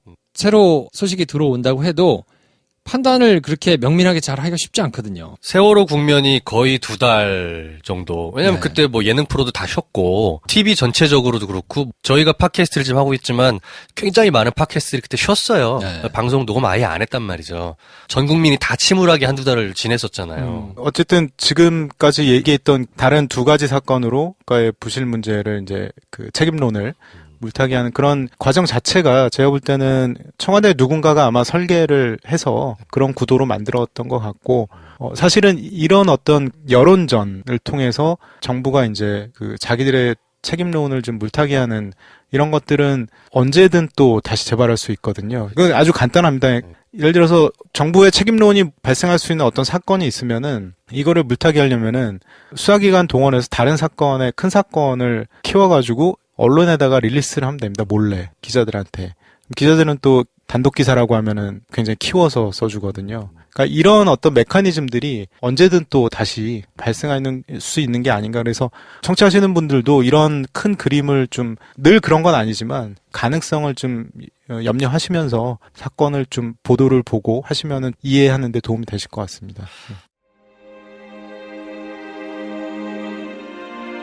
저기 뭡니까 전체적인 상황으로 봤을 때 그 배에 있는 그 최고의 전문가도 운전하고 있는 놈들이 그 뛰어내리라고 명령을 해야지 뛰어내리고 지금 그 뛰어내릴지를 몰라서 지금 빠져나오고 다른 사람들 그대로 놔두고 그러는데 그들의 해경을 쓰도록 패고 그 사람들이 마치 별 문제가 없었더라. 해경이 잘못한 것처럼 그런 식으로 몰아가고 이런 식으로 지금 국가가 어렵고 지금 나라가 어려운데 지금 이 시점에서 그렇게 이 해경이 와서 정부를 이거 쓰도록 해야지 그게 맞습니까? 이 선배, 이게 뭐 일부러 우리가 좀 그 해경 갖다 뭐 두들겨 패려고 하는 겁니까? 아니, 지금 그런 식으로 9시 뉴스에 다른 데가 아니고 말이야. 이 앞에 뉴스에다가 지금 해경이 잘못한 것처럼 그런 식으로 내고 있잖아요. 이게 우리 보도가 의도가 있는 것도 아니고요. 그렇지 않습니까? 솔직히 말해서 의도 있어 보여요. 지금 이거 하는 거 봐보면은. 무슨 의도가 있어요, 저희가요? 이상한 방송들이 한 번 정도 똑같이 지금 그렇게 몰아가고 있는 것 같아요. 그 자꾸는 어떻게 공영방송이 이 위기 상황에서 지금 아니 누구 잘못으로 이 일이 벌어져가고 있는데 이건 참사를 놓고서 이거는 면밀히 우리가 분석을 해서 차후 이런 일이 재발하지 않도록 하기 위한 거 아닙니까? 이 선배, 솔직히 우리만큼 많이 도와준 데가 어디 있습니까, 솔직히? 아이, 그래도 지금 이렇게 준비할 때 좀 극적으로 좀 도와주십시오, 극적으로. 광주지검이라는 것이 해경, 더 크게 말하면 국가의 어떤 구조 책임을 다하지 못한 부분에 대한 조사를 맡고 있었던 포스트인데 네. 그쪽의 활동과 수사를 어떻게 조직적으로 방해했느냐 요걸로 들어가는 게 순서겠네요. 그렇죠. 네. 그거를 보면 네. 이 정부가 어떤 마인드를 가지고 국민들을 진짜 졸로 보고 막 했는가를 네. 여실히 볼 수 있는 거거든요. 네. 이미 난 사고는 어쩔 수 없다 치더라도 네. 재발이 하지 않게 하려면 이 사건을 이제 어떻게 그 후에 수습하면서 다루는가를 보면 그렇죠. 이제 그 정부의 수준이 드러난다고 보거든요. 네. 미국의 경우에 이제 2005년에 그 카트리나에서 한번 난리가 났었잖아요. 그때는 보니까 발생 2주 만에 특별위원회를 이제 구성을 했어요. 네. 근데 우리는 1년 반이 지나가지고 공식적인 조사 활동이 이제 시작됐어요. 세월호와 관련해가지고는. 그리고 홈페이지에다가 그때 당시 이제 카트리나 때는 청문회 영상부터 모든 자료를 싹 다 공개했었거든요. 근데 우리는 특조위 홈페이지를 폐쇄했죠. 그렇죠. 그리고 모든 자료는 특조위가 다 개인 보관하고 전혀 뭐 공개 이런 거 전혀 없고 유족들이 알아서 막 찾아가지고 아카이빙 해놓고 네. 미국 허드슨강에서 그 왜 이제 허드슨강의 기적 영화도 나왔었잖아요. 네, 알죠. 그때 이제 155명이 전원 생존을 했었는데 설리 영화. 이때는 미 연방교통안전위 청문회가 열렸었거든요. 네, 네. 근데 우리는 이제 300명이 넘게 사상자가 발생했는데 조사를 아직도 마무리 못했죠. 그냥 흐지부지 하다가 이제 뭐 그냥 끝나버렸고. 네. 9.11 테러 때는 대통령, 부통령, 백악관 전부 다 조사받았거든요. 근데 우리는 1, 2, 3 정장 1명 처벌받았고 나머지는 처벌받은 사람도 없고 대통령이 7시간 동안 이때 도대체 어디서 뭘 하셨는지는 아직도 모릅니다. 조사는커녕 그거는 그 영구 미제 사건을 아직도 몰라요. 이거 어떻게 터져나올지 참 궁금한데 네. 그 후쿠시마 원전 사고 있을 때는 뭐 정부, 민간, 독구 전력 뭐 이런 데서 각각 위원회를 이제 구성을 했었는데 우리는 뭐 여당 특조위원이 막 조사를 방해하고 세금 도둑이라고 막 하지를 않나. 새누리당 전원 퇴장하고 뭐 네. 그런 거 있었죠. 그리고 이때는 이제 일본 같은 경우는 정부나 국회 뭐 위원회가 모두 민간 전문가를 이제 위촉해가지고 했었는데 여기서는 청와대가 이제 모든 걸 총괄했었어요. 진상규명위원 뭐 이런 거를 이제 다 실무를 총괄하면서 진상규명국장을 임명을 안 했어요. 굉장한 초식이죠. 이걸 민간에 맡기면 안 될 것 같은 거야. 누가 하면 어떡해. 네. 그러니까 내가 다 할게. 근데 담당자를 임명을 안 해. 얼마나 후진적이야. 국제적으로 보기에도 네. 굉장히 하여튼 좀 창피함을 넘어서 말도 안 되죠. 이거. 네, 정말 말도 안 되는 후진성을 좀 보였기 때문에 지금이라도 이거를 좀 제대로 좀 다뤄야 될 필요가 있을 것 같고요. 정파성을 따지고 뭐 여야 유불리 따지고 이러다 보니까 자꾸 뭘 감추려고 하고 조사를 못하게 하고 이제 이렇게 되는데 최근에 드는 생각은 언제부턴가 사건 사고가 발생하면 경찰이나 검찰이 나서고 검찰이나 경찰이 나서는 순간부터 이제 그때부터는 공개가 안 되거든요. 이런 방식으로 할 게 아니라 투명하게 공개할 수 있는 그런 조사위원회를 별도로 설치를 해서 그러니까 수사나 이런 부분은 뭐 사후적으로 죄를 묻는 건 나중에 해도 되지 않습니까? 일단은 기본적인 어떤 사초들 그러니까 어떤 일들이 과연 있었는지를 먼저 밝혀내는 게 중요한데 그러니까 최근에 사건 사고 보면은 경찰 검찰이 먼저 손을 대고 그때부터는 끝. 그러고 나서 기억이 아무것도 안 나죠. 그러니까 이런 식으로 가는 게 좀 안타깝다는 생각이 좀 듭니다. 우선순위를 심하게 뒤틀어가지고 사람들이 봐야 될 것은 가리고 우선순위에서 나중에 처벌을 받거나 후순위에서 처벌을 받아야 될 걸 끌어올려가지고 그거를 또 교묘하게 막 물타기를 하고 부각시키고 해가지고 국민들의 눈을 흐려가지고 이렇게 오게 된 아주 커다란 계열을 말씀드렸는데 이거 진짜 엉망인 거예요. 엉망진창이네요. 말도 안 되는 거야. 뭔가 어떻게 밝혀지긴 했겠거니 정도만 막연하게 생각했는데 밝혀진 게 없네요. 없어요. 네. 그걸 밝히려고 노력했던 분들을 굉장히 떼쓰고 뭔가 정파적으로 뭔가 자기의 이 이익을 위해 가지고 하는 것처럼 이 색깔을 칠해가지고 자꾸 몰기만 하고 아무것도 된 게 없어요, 지금. 소위 그런 분들 갖다 또 빨갱이라고 하고 뭐 이런 식으로 또 얘기하는 거 보면 정말 학을 때 그런 상황들이 너무 많아서. 그러면 이제 구체적인 진두지휘를 누가 했는가? 수사 방해를? 그렇죠. 어떤 초식으로 했는가? 그것도 우리 이제 우병우 전 민정수석. 이름이 나오네요, 드디어. 네. 요 분이 이제 실질적인 거를 많이 관여해가지고 막 했거든요. 세월호 침몰 현장의 구조를 위해 가장 먼저 도착한 해경구조정 123정입니다. 하지만 해경대원들은 배 안에 진입해 대피를 유도하는 등 적절한 조치를 하지 않았습니다. 그래서 검찰은 수사 초기부터 해경 123정 정장에게 과실로 피해자들을 죽음에 이르게 한 혐의를 적용했는데 이를 막는 외압이 가해졌다는 증언을 확보했습니다. 배후는 당시 청와대 민정비서관이었던 우병우 전 수석이었습니다. 임찬종 기자의 단독 보도입니다. 황교안 당시 법무부 장관은 세월호 참사 직후 책임자 엄벌을 약속했습니다. 책임자들에 대하여 엄정한 처벌이 가능하도록 적극적으로 법률을 적용하고 하지만 사건을 맡은 광주지검 수사팀은 해경 123정 김경일 당시 정장에 대해 업무상 과실치사 혐의를 적용하는 것을 놓고 법무부와 갈등을 빚었습니다. 법무부의 계속된 보완 지시로 기소하는 데 2달 가까이 걸렸습니다. 이 과정에 우병우 당시 청와대 민정비서관의 압력이 있었다는 폭로가 나왔습니다.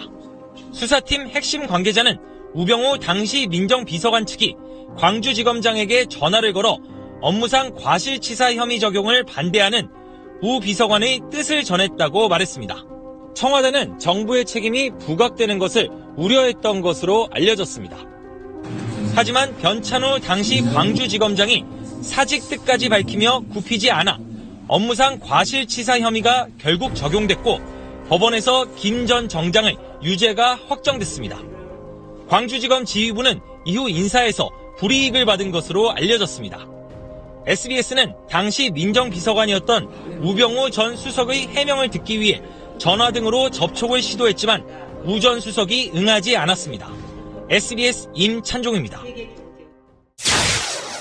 자, 그래서 우병우라는 사람이 어떤 사람인지 아주 짧게 제가 설명을 드리면 1967년생 1월 28일이에요. 경북 봉화 출신입니다. 연수원으로 이제 19기인데 사법연수원 이제 19기인데 이 당시에 사법시험 29회 최연소 합격자예요. 소년등과했다고 하죠. 나이가 제일 어린 사람이었고 영주고등학교를 나오고 서울대 법대를 나왔습니다. 그래서 2013년 4월에 검사장 승진해서 본인이 탈락하고 난 다음에 이제 못해 먹겠다. 그리고 이제 사표를 쓰고 나와서 변호사를 합니다. 2014년 5월 달에 민정비서관으로 이제 발탁이 됐어요. 근데 이때 당시에도 청와대 인사검증에서 좀 불가 판정이 나왔었는데 요걸 이제 또 우리 안봉근 형님이 또 적당히 이렇게 뭉개주셔가지고. 뭐 그 형님이 했겠어요. 순실이 누나가 했지. 아유, 순실이 오른팔이니까. 그러니까. 안봉은 오빠가. 아무튼 그래서 이제 김기춘 당시 비서실장에게 굉장한 신뢰를 받았고, 네. 김영한 민정수석을 제끼고, 자꾸 독대하고 뭐 이렇게 보고하고 이런 걸 이제 자주 했다고 그래요. 그래서 그 뒤에 2015년 1월 달에 민정수석으로 승진을 해가지고, 최순실 게이트가 터지고, 한참 있다가 이제 나왔죠. 최재경 민정수석으로 교체될 때. 바로 나오지도 않고 이제 한참 있다가 이제 나왔는데, 이때는 한참 민정비서관으로 이제 뭔가 이렇게 필드에서 막 활동을 한참 열심히 할 때니까, 민정수석만 돼도 밑에 이제 여러 뭐 한 4개 정도 이제 부서를 두고 각자 비서관을 데리고 이렇게 뭐 총괄하는 입장인데, 이때는 자기가 민정비서관으로 한참 뛸 때니까 더 나서가지고 막 발벗고 뛰었을 거거든요. 사실 이제 검사장 승진에서 탈락하고 1년 동안 제야에 있다가 정말 신데렐라처럼 중앙 정치 무대에 등장을 했는데, 원래 스타일도 이제 업무 장악력이 워낙 뛰어나고 공직에 대한 미련이 굉장히 많았던 것 같아요. 그래서 민정비서관에 발탁되면서 본인의 어떤 업무 능력을 보여주고 싶은 그런 측면도 있었던 것 같고, 공교롭게 이제 그 당시에 이제 세월호 사건이 한 달 전에 났던 것 같고, 우병우 전 수석이 본격적으로 이제 언론에 등장하게 되는데, 광주지검 수사팀이 2014년 6월 5일에 구성이 됩니다. 그 당일날인가 해경 압수수색을 나가는데, 해경이 이제 인천에 있거든요. 본부가요? 그렇죠. 네. 광주지검은 광주에 당연히 있고, 그렇죠. 광주지검에서 어디 수사를 하건 압수수색을 하려면은 광주지법에서 영장을 받아야 됩니다. 청구해서. 광주지검 수사팀이 6월 5일 날 해경 본청 압수수색을 나갔는데, 당시에 그 해경 뭐 청장 사무실 압수수색하는 과정에서 문제가 발생합니다. 가장 중요한 게 압수수색에서는 통신 내역 이런 것들이 중요하거든요. 근데 이제 이거를 압수수색을 하려고 보니까 통신 내역이 저장된 서버는 해경 본청 옆에 부속 건물에 있었거든요. 네. 이 해경 쪽에서는 문제 삼은 게 뭐냐면, 그러니까 압수수색 영장에 기재된 압수수색 대상은 본청으로 한정돼 있는데 부속 건물에 있는 거 하면 안 되지 않냐. 그러면서 이제 압수수색 나갔던 검사하고 좀 승강이가 있습니다. 네. 그런 와중에 검찰은 이제 계속 집행을 하려고 하니까, 당시 이제 해경 최상환 차장이 우병우 당시 민정비서관한테 전화를 하죠. 검찰에서 지금 압수수색을 나왔는데, 왜냐하면 그 서버가 굉장히 중요했던 게, 해경하고 청와대가 세월호 사고가 나고 바로 그 당시에 이제 통신했던 내역들이 전부 저장이 되어 있었거든요. 그러니까 쉽게 얘기하면 이게 만약에 압수수색이 돼서 수사 대상이 되면 청와대까지 불이 옮겨갈 수 있는 부분이어서, 그 내용을 이제 청와대에 보고를 했고, 청와대에서 그 우병우 당시 비서관이 현장에 있는 검사가 아니라 자기가 과거 이제 데리고 있었던 광주지검의 수사팀장인 윤대진 부장한테 전화를 하죠. 정확한 워딩은 제가 취재했던 바로는, 청와대하고 통신력이 다 있는데 이거를 꼭 압수수색을 해야겠느냐라고 이제 얘기를 하고, 근데 그럼에도 불구하고 이제 윤대진 팀장이 뭐 압수수색을 해야 된다 이래가지고 돌파를 합니다. 근데 사실은 여기서 이제 문제가 되는 거는, 민정비서관이라고 해도 이제 개별 검사가 영장에 의해서 집행하는 현장에 해라 마라 하면 안 되거든요. 그러니까 그 자체가 소위 이제 법적으로 얘기하면은 직권남용에 해당되기 때문에, 지휘를 하려면은 정상적으로 법무부 장관 통해서 지휘를 해야 되는데, 이제 그런 단계들을 뛰어넘은 거죠. 그래서 결국에는 이제 어떻게 합의를 보냐면, 서버에 대한 거를 영장을 집행하려면 별도 부속 건물에 대해서 다시 압수수색 영장을 받아와라 라고 얘기합니다. 근데 이제 여기서 문제가 뭐냐면, 서두에 말씀드렸다시피 영장을 다시 받으려면 인천에서 다시 광주로 내려가야 되거든요. 그렇죠. 네. 물리적인 시간이 들죠. 그렇죠. 네. 인천에서 광주까지 가는 시간 동안 현장을 만약에 비울 경우에 증거 인멸의 우려도 있고, 서버를 클리어해버리면 어떻게 할까? 그렇죠. 네. 그게 저녁에 6시인가 7시였습니다. 그 결정이 난 게. 근데 광주지검 수사팀도 참 대단한 게, 당일날 해야 된다는 신념이 확고해서 바로 광주지검으로 가서 영장을 밤 12시에 받아가지고 다시 인천으로 와서 결국에는 현장에 있는 별도 부속 건물에 있는 그 서버를 압수수색을 하게 되죠. 가 있는 한 6시간 영장을 추가로 발부받아 오는 시간에 이제 현장에서 검사 한 명이 이제 대기를 계속하고 있었고, 망을 보고 계신 거죠. 그렇죠. 네. 혹시 쟤들이 뭐 하나? 예. 그런 상황에서 결국에는 이제 압수수색 집행이 됐는데, 그러니까 돌이켜 보면 만약에 이 서버가 압수수색이 안 됐으면 사실은 가장 중요한 청와대와 해경의 이 통신 내역이 사라질 수 있는 그런 가능성도 있었던 상황이어서, 돌이켜보면 가장 중요한 대목이 아니었나. 그리고 우병우 비서관은 왜 이렇게까지 했을까, 뭐 이런 의문도 많이 드는 그런 대목들이죠. 압수수색 된 내용들은 검찰은 갖고 있겠네요. 그렇죠. 서버 내용들은. 네, 전부 압수수색을 했습니다. 그 내용이 좀 까진 게 있나요? 그 내용들이 이제 저희가 사후적으로 뭐 수사 결과에서 봤던 그런 뭐 통신 내역들, 123 정장이 사고 직후에 현장에 가서 뭐 청와대와 연락하면서 사진을 찍어보내고 사진 찍어보내라, 뭘 구조인은 어떻게 되냐, 빨리 보고해라, 뭐 이런 내용들이 전부 이제 그 압색을 통해서 이제 드러난 거죠. 만약에 이제 그 서버가 시간이 없어가지고 내려가서 광주로 가서 다시 이걸 채리고 있는 사이에 다 지워버렸다면 그거는 그냥 그대로 사라지는 거죠. 그렇죠. 그렇죠. 네. 이 취재를 하고 나중에 정리하고 문득 든 생각은, 그러니까 해경은 거기서 그럴 수밖에 없었는가라는 좀 의문이 들더라고요. 그러니까 쉽게 얘기하면은 청와대에 이른 거거든요. 안 하게 해주세요라고 뭐 이르고 청와대에서 바로 또 제지가 들어오고 뭐 이런 일련의 상황들이 그 304명이 그렇게 사망한 사건을 뒤로 하고 그렇게까지 그러고 싶었을까라는 좀 의문도 들고. 저의 의문은 해경 그 차장이 전화를 했다고 하시잖아요. 네네. 그분이 다이렉트로 우병우한테 전화를 할 수 있는 원래 사이였던 건가요? 보통 민정수석실의 그 업무 영역이 공직기강, 인사검증, 부정부패 관리하고 사정기관 뭐 업무 조율하고 뭐 이런 그 업무 영역이기 때문에 뭐 통상적으로 그렇게 연락을 취하고 하는 것 자체는 뭐 크게 문제는 안 됐던 것 같고요. 그 자리에는 다 와 있거든요. 감사원, 금감원, 공정위, 기무사, 행자부 뭐 싹 다 와 있거든요. 그러니까 여기서는 이제 사정기관과 관련된 업무는 필요하면 다 이제 얘기를 하는 거니까 연락 자체가 문제가 된 건 아니지만 상호간에 연락은 할 수 있었다. 그렇죠. 근데 그 내용이 압수수색을 막아주세요. 뭐라는 거니까 사실은 있으면 안 되는 거거든요. 근데 전화를 해서 그렇게 잡들이를 했다는 거잖아요. 법적으로 문제가 된다. 근데 그게 하지 말아라는 게 아니고 법적으로 문제가 되지 않느냐. 나중에 가서 거기서 나온 증거들이 독수독과 원칙에 따라서 이거 잘못해온 거니까 안 된다 그러면 어떡할 거야. 그럼 무죄 나오면 어떡할 거야. 라면서 조지지만 알아듣죠. 선수들은. 그거 하지 말라는 거, 이 새끼. 그러니까 우병우 비서관이 야 하지 마가 아니고 이거 영장 없이 가가지고 나온 증거 가지고 어떻게 하려고 그래. 이렇게 돌려 말했단 거잖아요. 그렇죠. 네, 그렇게 이제 합법적으로 자기는 지휘를 한 거다라고 얘기를 하는데 그러면 정말로 그게 무죄가 나올 게 걱정이 됐다면 야 빨리 가서 지금 하나 세워놓고 빨리 가서 영장 받아서 아니면 전화해가지고 영장 빨리 써서 받아가지고 와서 집행해라. 오늘 넘어가면 큰일 난다라고 했겠죠. 퀵으로 쏴? 뭐. 근데 가래잖아. 지키지 말고 가래잖아요. 말이 안 되는 거죠, 사실은. 우전수석 해명은 청문회에 나와서 본인의 해명은 변찬우, 이두식 이런 사람들이 지금 거짓 증언을 한다는 얘기입니까? 아니 그분들이 뭔 말씀하신지는 모르겠어요. 왜 민감한 부분에 대해서 압색을 방해했느냐, 직권남용으로 방해했느냐, 바로 여기에 청와대와 BH의 위기상황실 반장과 해경상황실장 간에 움직일래야 움직일 수 없는 교신이 있기 때문입니다. 대통령이 10시 30분에 특공대 투입하라는 건 거짓, 해경청장에게 지시했다는 건 거짓, 그러한 정황들이 여기에 고스란히 담겨져 있기 때문에 보는. 자, 우병우 정인. 대통령께서 세월호 당일날, 안 들려요.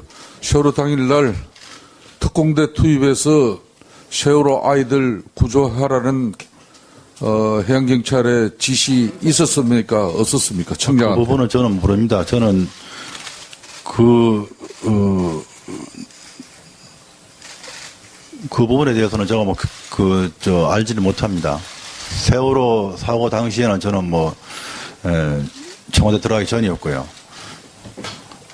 지금 말씀하신 부분은 알지 못합니다. 예, 박봉계 의원 수고했습니다. 검경 간에 이제 압수수색 범위를 두고 다툼이 있어서 연락이 와서 민정비서관으로서 현장의 상황을 체크하려고 전화했다라는 게 우전수석의 이제 해명이고요. 그러나 이제 수사팀 검사 입장에서 볼 때 자기의 이제 상급자 그리고 검찰을 총괄하는 민정수석실에서 전화 온 것 자체가, 그러니까 제 기억으로는 아마 압수수색 현장에 이렇게 민정비서관이 전화한 것 자체가 저는 처음 들었고 말이 안 되죠. 예. 말이 안 그리고 돼서. 전화를 사실은 해도 안 되고요. 그렇죠. 해서 무슨 얘기를 했건 방향성을 잘 되도록 알려주지 않는 이상 전화해서 왜 그러냐 이런 말 자체가 검사로서는 압력으로 받아들일 수밖에 없는 상황이죠. 예. 당시에 변찬우 검사장이 광주지검장이었거든요. 근데 그 밑에서 이제 수사를 하는 검사들이 굉장히 좀 힘들게 수사를 했어요. 굉장히 위에서 이렇게 찍어 누르고 못하게 하고 법무부를 통해서 이렇게 막 방해하고 한 걸 지속적으로 했거든요. 이 승강이가 계속 오는 와중에 수사팀 의견이 워낙 강하니까 변찬후 당시 이제 검사장이 소위 국정원 사건 때 제2의 그 윤석열 사태가 좀 벌어질까 우려를 해서 대검과 법무부에다 그렇게 얘기했다고 합니다. 만약에 우리의 의지를 관철이 안 되면 내가 옷을 벗겠다. 거의 뭐 앞에 나서 이제 총대를 매준 거죠. 그래서 결국에는 이제 그런 어떤 그 거래들이 좀 있는 상황에서 어렵게 이제 불구속 기소로 업무상 과실치사는 적용을 하되 뭐 이렇게 관철이 됐던 거죠. 광주지검 팀들은 나름의 결기를 갖고 했던 거네요. 아마 광주지검 그때 수사팀 라인업이 워낙 강성들이어서 예, 윤대진 부장 뭐 그 밑에 이제 평검사들도 국정원 수사팀에 있었던 검사도 있었고 수사팀 라인업이 굉장히 훌륭했던 걸로 제가 기억을 합니다. 최대한 합법을 가장해서 최대한 법적으로 문제가 안 되는 방식으로 막고 방해하고 뭐 이런 것들을 진행을 했던 거죠. 그래서 검찰 내에서는 검사들끼리 은어 비슷하게 미뤄 조진다고 계속 미루는 거죠. 결제 안 해주고. 네. 그러면서 이제 사건 망하는 거죠. 네, 그런 식의 용어도 쓰는데 그러니까 전형적으로 케이스가 이제 여기에 해당하지 않나. 황교안 전 법무장관은 얘기를 하지 않을 수 없지 않나요? 그렇죠. 황교안 장관이 본인은 이 과정에 개입을 안 했다라고 하지만 사실은 법무부에서 대검의 뜻이 어떤 지시가 내려오고 하는 것 자체가 장관의 제가 없이는 사실 상식적으로 올 수 없는 거겠죠. 대표적인 게 이제 구속 수사를 계속 3개월 내내 딜레이 시켰던 거. 이것도 사실은 법무부에서 내려온 지침. 뭐 사실상 지침 비슷하게 거의 이거는 승인이 안 되니까 이거는 타협 불가인 걸로 아예 거의 못을 박은 상황에서 처음에는 제시를 했던 것 같아요. 당시 이제 청와대 입장에서는 이제 박근혜 전 대통령의 7시간 행적, 뭐 여기다가 구조 과정에서의 국가의 어떤 과실까지 여론을 타기 시작하면 이거 뭐 거의 걷잡을 수 없이 돌이킬 수 없는 상황까지 갈 수 있다고 판단했던 것 같고, 뭐 청와대 입장에서도 사실 법무부 동원해서 할 때까지 해본 거죠. 결국은 사실상 이게 청와대 컨트롤 타워가 수사를 방해했다고 생각할 수밖에 없는 정황인 거네요. 정권에 불리하면 안 된다라는 결론을 내려놓고 수사를 어쨌든 하는 모양새는 갖춰야 되겠는데 그렇게 하다 보면 수사가 안 되거든요. 실제 이듬해, 그러니까 2015년 상반기 인사에서 광주지검 수사했던 라인업이 전부 날아갑니다. 변찬후 검사장, 뭐 이두식 차장, 윤대진 부장 같은 경우는 검찰 내에서는 뭐 수사로 하면은 거의 넘버원으로 뽑히는 분인데 계속 이제 지방만 돌았죠. 결국에 이제 변찬후 검사장이 이제 옷을 벗었고 이두식 차장도 옷을 벗었고 그런 식으로 결국에 나중 보복을 하는 거죠. 인사 보복을. 그랬던 이유 중에 하나는 그러니까 세월호 사건이 있었던 그러니까 2014년 4월 16일 날 그 사건이 나고 그 해에 6월에 이제 지방선거가 있고 7월에 이제 재보궐선거 아주 중요한 선거였거든요. 정부 여당 입장에서는 사실은 이제 정권의 중간 평가하는 선거였기 때문에 이 선거를 앞두고 정권의 아킬레스건이 되는 그런 어떤 것들을 이제 제거를 하려고 했던 그런 게 아닌가라는 생각이 듭니다. 아무튼 이 과정에서 우병우가 이제 계속 지속적으로 쥐고 흔들면서 검찰 수사를 이제 조직적으로 이제 방해를 했는데 이 과정에서 어쨌든 이런 맥락에서 생겨져 나온 게 블랙리스트가 이제 여기서 생겨져 나왔다. 그리고 구체화됐다. 뭐 이런 얘기가 있거든요.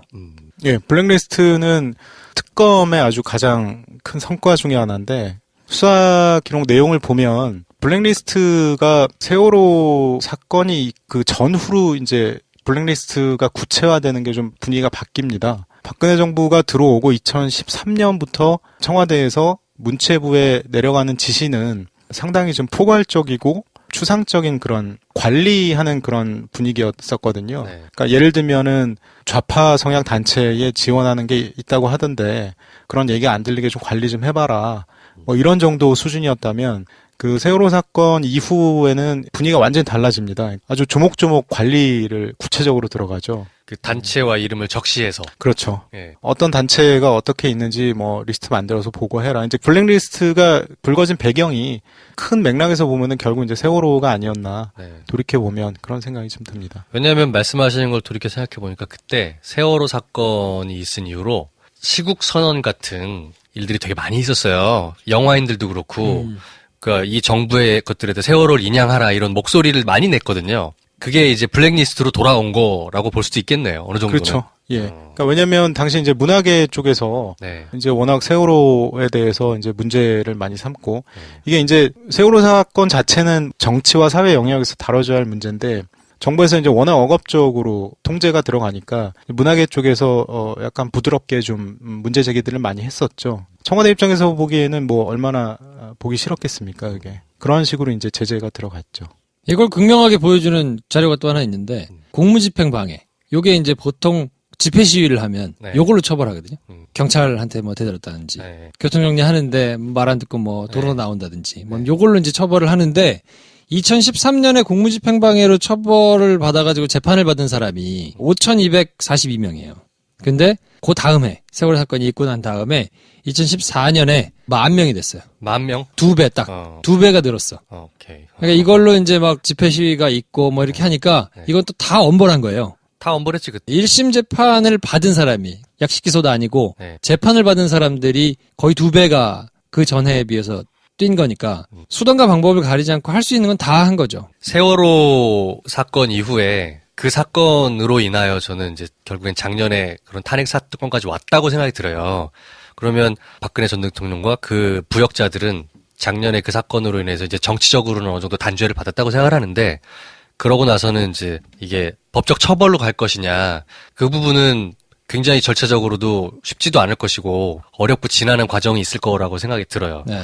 그러면 오히려 이제 그 사람들을 법적으로 단죄하는 것도 단죄하는 거지만 실체적인 진실은 최소한 드러나서 누가 어떻게 잘못을 했고 이렇게 잘못된 짓을 했는가는 밝혀야 되지 않나. 네. 배설하듯이 누구를 때리고 그쵸, 누구를 그게 아니죠. 욕하고 처벌하니까 그러니까 이런 차원이 아니라 이런 일들이 있었다라는 거를 기록으로 남기는 거는 굉장히 중요한 의미가 있다고 생각하거든요. 근데 그런 차원에서 접근할 필요가 있을 것 같습니다.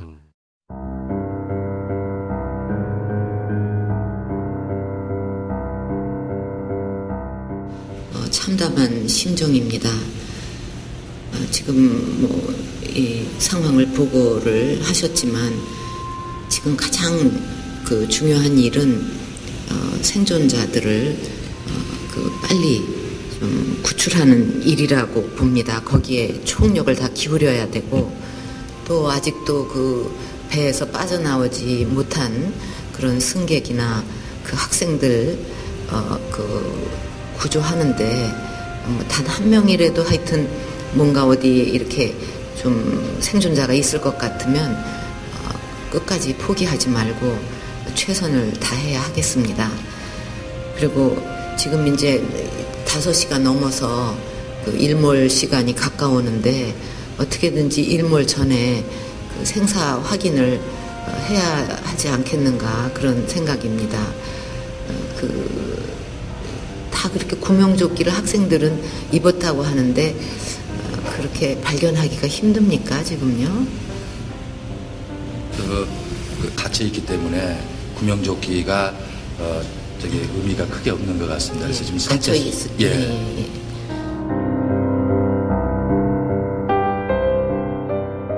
그러니까 유가족들이 저렇게 광화문 앞에서 3년 동안 앉아있는 이유가 이해가 되네요. 그럼요. 네. 아니 내 아이들이 그랬으면 어떡할 거냐고. 해결된 게 없고 책임지는 사람도 없고. 아무도 없어요. 아무도. 네. 저는 박근혜 정부가 세월호 사건을 어떻게 바라보는지 단적으로 기억이 나는 장면이 박근혜 전 대통령이 국회 아마 연설을 가려고 그 본회의장 건물 현관을 들어가는데 당시 이제 세월호 유가족분들께서 그 현관 입구에서 바닥에 앉아가지고 시위를 하고 있었거든요. 그때 정말 눈길 한 번 안 주고 그 현관문을 지나가는 대통령을 보면서 이 세월호 사건을 어떻게 보는가에 대한 인식을 단적으로 봤던 기억이 납니다. 저희가 그래서 세월호 수사와 관련해서 지금 실상은 어떻게 말도 안 되게 됐고 그 과정에서 어떤 기술과 초식들을 쓰면서 이것들을 뭉개왔는가를 한번 좀 살펴봤거든요. 근데 저희가 이제 뭐 미처 정리되지 않은 자료들이나 뭐 이런 것들 때문에 미처 더 소개를 못한 부분도 아마 있을 텐데 이런 것들을 좀 정리하는 작업을 저희가 좀 할까 합니다. 네, 이렇게 방송을 하는 것과 더불어서 저희가 이것들은 어쨌든 기록으로 조금 남겨야 될 필요가 있다고 생각을 해서 그런 걸 좀 병행하면서 김정필 기자하고 같이 좀 한번 해보려고 하거든요. 아마 이 방송을 들으시면 저도 마찬가지인데 세월호라는 사건에 대해서는 여전히 궁금한 게 되게 많잖아요. 네. 그러니까 실제로 왜 침몰하게 되었는가부터 시작해서 구하지 못했던 뭐 다이빙 벨이니 또 뭐 왜 군은 출동하지 않았느니 엄청나게 많은 복잡하고 알고 싶은 해결되지 않은 그 진도 BTS라고 하던가요? 그 시점에서 항적 기록만 왜 사라졌는지부터 시작해서 너무너무 많아요. 네. 그 얘기들을 다 이번 방송에서 한 건 전혀 아니고 저희는 그 많은 얘기들 중에 포커스를 좀 좁혀서 어떻게 국가 권력이 자기들의 책임을 은폐하려고 노력을 했는가 정도에서만 다룬 거기 때문에 방송 들으시는 분들도 아니 세월호에 대해서 할 얘기가 아직도 너무 많이 남았는데 왜 이거 하다만 것처럼 이렇게 끝내 이렇게 생각하실 수도 있을 것 같아요. 네. 저희는 이제 검찰과 법원 측면에서 사건을 갈무리하는 데 있어서 특히나 이제 망가뜨렸던 뭐 이런 부분들을 좀 살펴보는 거라서 세월호 사건에 대해서는 어쨌든 전반적으로 좀 다시 한번 재조명하고 정리하는 게 필요할 테니까 그런 거는 저희가 좀 맞춰가지고 하도록 하고 MB 정권과 박근혜 정권 9년 동안 있었던 여러 가지 검찰의 만행 내지는 뭐 법원에서 있었던 아쉬운 사건들 뭐 이런 것들을 좀 정리를 해서 전달을 해드릴 테니까 그냥 편안한 마음으로 부담 없이 좀 들어주시면 좋지 않을까 싶은 생각이 들고요. 주제가 그렇게 편하게 들을 수 있는 주제는 아니다. 저희들끼리 합의 맞을 시간이 좀 필요합니다. 네. 저희가 이걸 처음 해보는 거라 말씀 너무 안 하셔가지고 우리 김정필 기자의 마무리 발언과 함께 오늘 시간을 정리해보고자 합니다. 저는 갑자기 노래 시킬까봐 긴장하고 있었는데 세월호 사건은 저는 아직도 진행형이라고 생각하고요. 아직도 유족분들도 마음을 달랠 정도로 우리가 최선을 다했는가에 대해서 좀 늘 반성하고 있고 앞으로도 뭐 다른 사건들 얘기하면서 또 세월호 사건 얘기할 수 있을 것 같고요. 다음 시간부터 또 계속 얘기할 사건들은 MB 정부와 박근혜 정부 때 같이 검찰 출입을 했어서 당시에 검찰이라는 국가의 어떤 기능이 얼마나 왜곡되게 작용하고 했는지를 당시 사건들을 하나하나 좀 되짚어보면서 검찰에 대한 이해도를 좀 높일 수도 있을 것 같고 그런 시간을 또 가져보겠습니다. 네. 자, 그러면 저희는 다음 시간에 또 다른 사건 가지고 찾아뵙고요. 오늘은 이 정도에서 정리하도록 하겠습니다. 다음 시간에 뵙겠습니다. 감사합니다. 감사합니다. 좋아요, 구독, 공유, 알림 설정 필요합니다. 필요합니다. 안녕. 안녕.